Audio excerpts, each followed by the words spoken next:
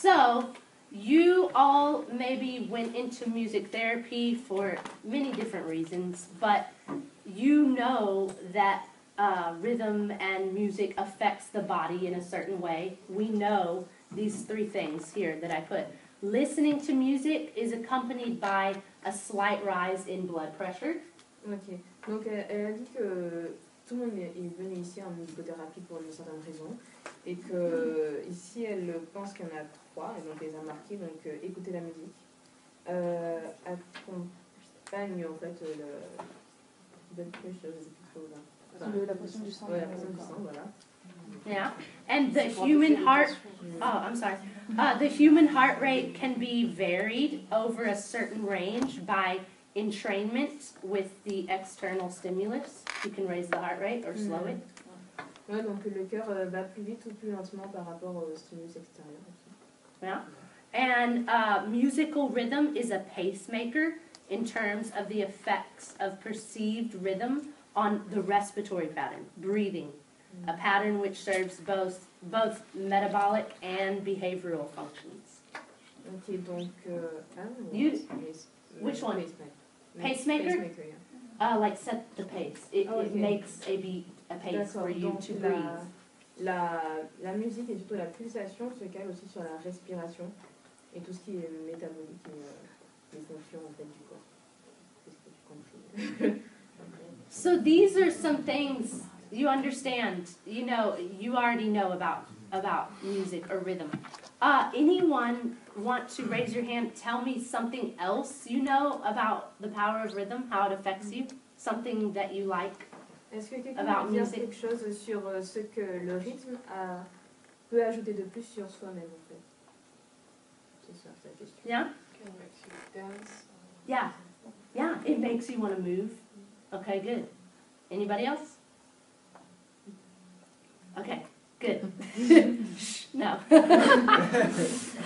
Anyway, so yesterday morning I talked about the physical therapy practice called neurodevelopmental treatment, NDT. Okay. Donc hier, elle a parlé un petit peu de la musicothérapie motrice, enfin physique, et surtout de le traitement neurodéveloppemental.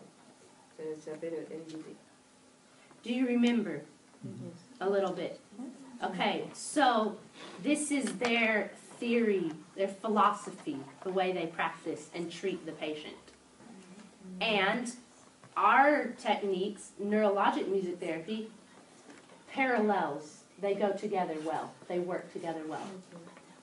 Donc là, ce qui est décrit, c'est surtout la façon philosophique de le faire, la façon théorique, mais dans leur technique de la musicothérapie neurologique, ils l'utilisent aussi, en fait, c'est assez mélangé. Vous me dites, si c'est pas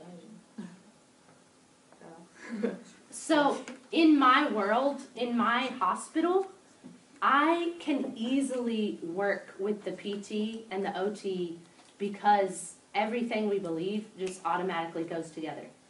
Their intervention and my intervention, we can just walk into the situation and make it happen right there.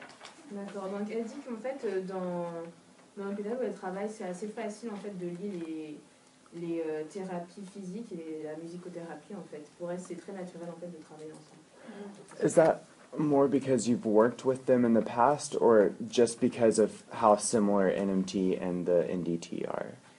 Both. Okay. Because I've worked with them and done it so much. La question c'était, est-ce que c'est plus facile pour elle de travailler avec ces plusieurs disciplines parce qu'elle l'avait déjà fait avant ou parce que... je sais pas pourquoi.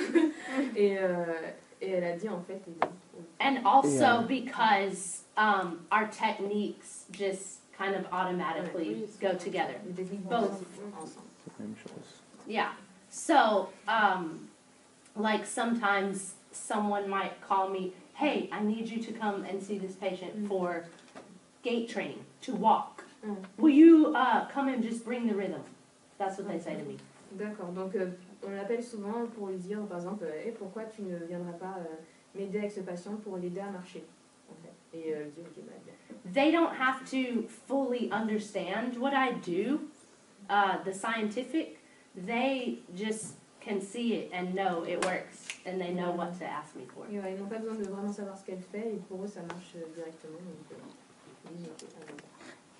Even cooler, PTs in their medical journals, they know what RAS is, rhythmic auditory stimulation. It's one of 6 gait training techniques in the States. D'accord. Comment je dis ça? I'll say it again for you. They know my technique, Yeah. RAS, rhythmic auditory stimulation. Ok, donc Say that ils part. connaissent cette technique en fait, donc du coup ils l'introduisent directement en fait dans leur programme pour et de 6 façons différentes pour aider à marcher en fait. It's one of the top 6 Ouais. gait training Ah, techniques. c'est une des 6 meilleures techniques pour pouvoir apprendre à marcher. They now learn it in their training too, in university. Ils l'apprennent aussi à l'université. Okay? So, neuroplasticity.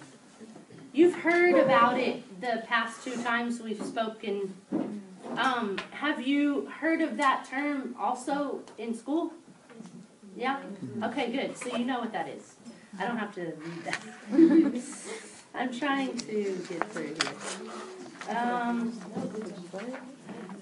The other one, neuro-IFRA, at the bottom, neuro-IFRA. Does it have that in there? It's on the next page. Yeah. It's similar to the NDT that we talked about. It's another form of occupational and physical therapy. La neuroinfra, c'est un autre type de traitement neurodéveloppemental en fait. C'est assez la même chose. Ça c'est pareil. When you go home, you know, look that up. Read about it a little bit, or NDT, if you want to know more. Okay, so let's get into what are the problems with people's walking, like why are we working on it? What are their problems? Deviations. Donc on va regarder un petit peu les problèmes que les gens ont pour marcher. Okay, so with stroke patients and brain injury, they have similar problems. Donc les patients qui ont des accidents cardiovasculaires et ceux qui ont des problèmes cérébraux, les problèmes sont assez pareils. Have you learned about these problems in school? Yeah? Okay. We'll just go over them real quick. I'll list it. Increased tone or spasticity in both arms or both legs, right? Donc il n'y a pas de coordination entre les deux mains, en fait, les deux côtés. Yeah. Have you heard that word spasticity? Mm-hmm. It's very confusing, even still to the medical community. You know. Le mot spasticity est assez mal défini en fait dans le monde médical. Yeah, you're fine, good. It can be like a tightness or sometimes flaccid too, like limp, tight, real. Okay. You can have poor balance. Donc les gens peuvent se balancer plus souvent. Poor posturing or trunk control.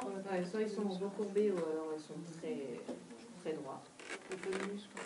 And like Dr. Lim, last night she demonstrated the symmetry of the walking. You know, uneven, everything is uneven. Especially like your stride length and your step lengths. They're all off. Donc la marche n'est pas très droite en fait. And you might be decreased cadence. You might be too slow, too fast, that sort of thing. La cadence à laquelle ils marchent n'est pas très régulière en fait. Soit ils vont trop vite, soit ils vont trop lentement. And this also affects your arm swinging. Sometimes that's not happening either. Le balancement des bras aussi. I just do the motions, then you understand me. I'll just dance. Okay, so in traumatic brain injury, it's very similar to stroke, like I said, but you might see some ataxia, which is very uncoordinated, very shaky movements. Donc dans les troubles cérébraux, il y a quelque chose qui fait qu'ils sont pas très équilibrés en fait. Ce que je peux comprendre. Or I don't know exactly the word for ataxia. ataxia, right? That it's okay. It's just the definition. Ataxia. That's easy. Do you know the word like proprioception? Yeah, like where you are in space, they don't understand and they can't feel it and sense it. And then they also might have apraxia too. Do you know that term? Okay, so good. Okay, moving right along. In Parkinson's disease, you've heard of this one as well. Yeah, so it's a little different. I won't go through all of them, but you see the hunching over, the leaning forward when you walk, and I'll do it so you know. And maybe shuffling gait, and no arm swing. So, okay. Do that. No. I'm just kidding. And then multiple sclerosis is a lot of fatigue, get very tired very fast, lack of endurance. Oui, donc de la sclérose, la sclérose en plaques, donc vous connaissez ça après ce qu'on a appris en neuro. Voilà, ça va. Okay, so the main issues that I'm seeing and working with, and this is some information from my physical therapist that I work with a lot. I will go through. And if you want to read it too, if you have to read something. So, like I said, decreased standing balance and trunk stability. They don't weight shift properly, so they can't swing their leg through. Ouais, donc les jambes ne marchent pas très droit, en fait, ils se balancent vraiment d'un côté à l'autre pour avancer. Like when they need to get through a crowded area or change speed or turn, they can't do it very well. Ouais, ils peuvent pas changer de direction directement comme ça, c'est assez difficile pour eux. They might have weak hip flexors and ankle dorsiflexors. Ah, ils doivent avoir des appareils pour pouvoir les aider à plier en fait leur hanche, Like dorsi. That. Voilà. I'm gonna do that. Everybody. No. So, let's see. Opposing muscle groups are also important in different phases of gait to stabilize the body. Ils doivent, en fait, renforcer leurs muscles, c'est assez important pour pouvoir aller dans les différentes phases pour qu'ils puissent marcher, en fait. There's so many different muscle groups that are, working together. It's a lot of things happening just to get your leg to swing through. We don't really realize how much is involved. Ouais, donc il y a beaucoup de muscles en jeu pour juste faire un mouvement.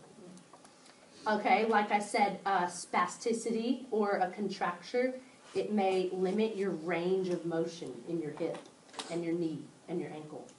Okay. Ouais, donc il suffit qu'un muscle ne fonctionne pas ou que spasticity, où il y a une contraction, ça ne marche pas bien, du coup ça bloque le mouvement entier.